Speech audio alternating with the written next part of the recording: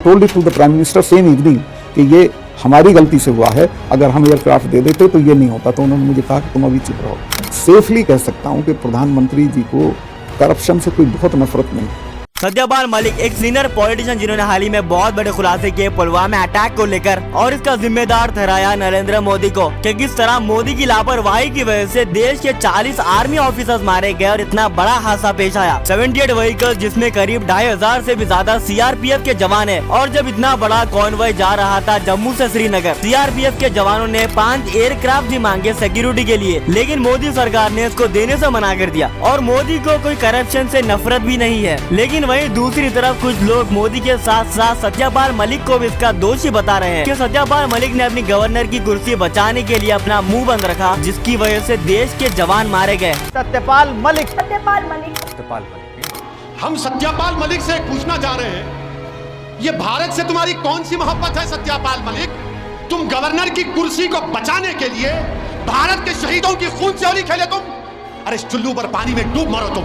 हालात बिगड़ना स्टार्ट हुए दिसंबर 2018 में, जब जम्मू एंड कश्मीर में प्रेसिडेंट रूल लगा दिया जाता है। 22 साल बाद, मतलब अब बीजेपी कंट्रोल करेगी जम्मू एंड कश्मीर को। इसी के फौरन 2 महीने बाद ऐसा हमला होता है जिसने पूरे देश को हिला के रख दिया। 14 फरवरी 2019 को 78 व्हीकल्स का कॉन्वॉय, जिसमें करीब 2500 से भी ज्यादा सीआरपीएफ जवान जा रहे थे जम्मू से श्रीनगर, लेकिन ठीक 3:27 पर एक मारुति को घुसती है। इसमें 300 किलो आरडीएक्स है और ये गाड़ी एक बस को जाकर टक्कर मार देती है, जिसमें मौजूद 40 सीआरपीएफ जवान को अपनी जिंदगी से हाथ धोना पड़ता है और 70 आर्मी ऑफिसर्स को बहुत ही बुरी हालत में हॉस्पिटल ले जाया जाता है। लेकिन हैरानी की बात यह है कि इस हमले से पहले सीआरपीएफ वालों ने 5 एयरक्राफ्ट भी मांगे सिक्योरिटी के लिए, लेकिन इसको देने से मना कर दिया। और जैसे यह हमला हुआ, एक मीटिंग बुलाई जाती है और पाकिस्तान के बालाकोट पर हमला बोल देने का तय होता है। 26 फरवरी 2019 को इंडिया के 12 फाइटर जेट जाते हैं और बॉम्बिंग करते हैं और 300 से भी ज्यादा टेररिस्ट और कैंप्स को उड़ा देते हैं, जिस पर पाकिस्तान के प्राइम मिनिस्टर इमरान खान का ये कहना था।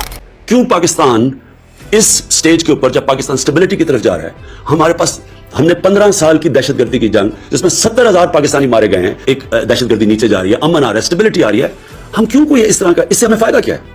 लेकिन इस पुलवामा की कहानी में आता है ट्विस्ट 4 साल बाद, जब सत्यपाल मलिक सीनियर पॉलिटिशियन बहुत बड़े खुलासे करते हैं पुलवामा अटैक और मोदी को लेकर। सत्यपाल कहते हैं कि अगर हम 5 एयरक्राफ्ट दे देते तो 40 जवान नहीं मारे जाते, और इस पर मोदी जी का ये कहना था। And I told it to the prime minister same evening कि ये हमारी गलती से हुआ है, अगर हम एयरक्राफ्ट दे देते तो ये नहीं होता। तो उन्होंने मुझे कहा कि तुम अभी चुप रहो। और यही सेम बात उन्होंने अजीत डोभाल को ये बताई, लेकिन उन्होंने भी कहा कि चुप रहो। किसने कहा आपको? डोभाल, अजीत डोभाल। उन्होंने भी कहा? वो मेरे क्लास फेलो रहे हैं, तो वो मेरे से कुछ भी बात कर सकते थे। उन्होंने कहा सत्यपाल भाई ये मत करो। जब 78 व्हीकल्स का कॉन्वॉय, जिसमें सीआरपीएफ के जवान है, जब ये जम्मू से श्रीनगर जा रहे थे, तो इस रोड पर 8 से 10 लिंक रास्ते थे और उन रास्तों पर कोई सिक्योरिटी नहीं थी। ये कैसे हो सकता?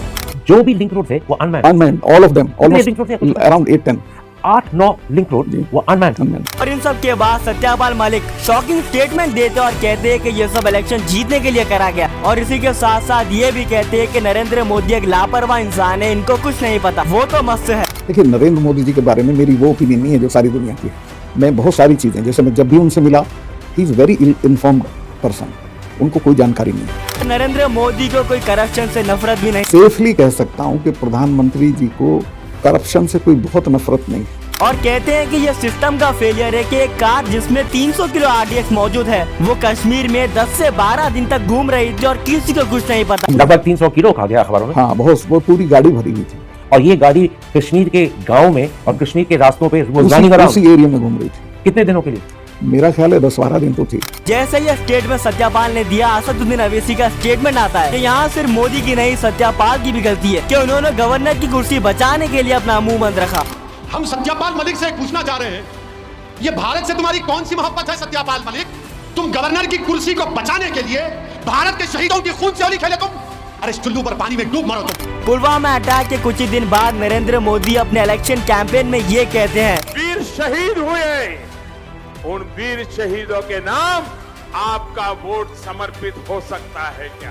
पाकिस्तान के बालाकोट में एयर स्ट्राइक करने वाले वीर जवानों के नाम समर्पित हो सकता है क्या? और 2019 का लोकसभा इलेक्शन 303 सीट्स के साथ बीजेपी जीत गई और नरेंद्र मोदी फिर से बन गए इंडिया के प्राइम मिनिस्टर। जिसके बाद कश्मीर में धारा 144 लगा दिया जाता है और 18 महीने तक इंटरनेट को बंद कर दिया जाता है। उसके बाद कश्मीर से आर्टिकल 370 भी हटा दिया जाता है। इन सब के बाद सबसे बड़ा सवाल उठकर आता है कि क्या पुलवामा के पीछे बीजेपी नरेंद्र मोदी का हाथ है और क्या मोदी ने सिर्फ इलेक्शन जीतने के लिए अटैक करवाया? यहाँ ये बात तो सवाने सच है कि इसमें गवर्नमेंट की बहुत बड़ी गलती और लापरवाही है। जब भी इतना बड़ा कॉन्वॉय आर्मी का जाता है तो वो कभी भी बाई रोड नहीं जाता, लेकिन पुलवामा में उसको भेजा गया और हमेशा सिक्योरिटी बहुत टाइट होती है, लेकिन पुलवामा में इसको हल्के में ले लिया गया, जिसकी वजह से इतना बड़ा हादसा पेश आया। मार्च 2019 में राम गोपाल यादव ने तो यहाँ तक कह दिया कि जवान मार दिए गए वोट के लिए, जवानों को सिंपल बसेस में भेज दिया गया। लेकिन यहाँ सत्यापाल मलिक के एलिगेशंस पर अमित शाह का ये कहना है, बाद ही क्यों ये सारी बातें याद आती हैं? ये आत्मा उस वक्त क्यों जागरूक नहीं होता है जब सत्ता में बैठे होते हैं? तो इसकी क्रेडिबिलिटी भी सोचनी चाहिए जनता ने और पत्रकारों ने। अगर ये सब कुछ सही है तो वो गवर्नर थे तब क्यों चुप रहे?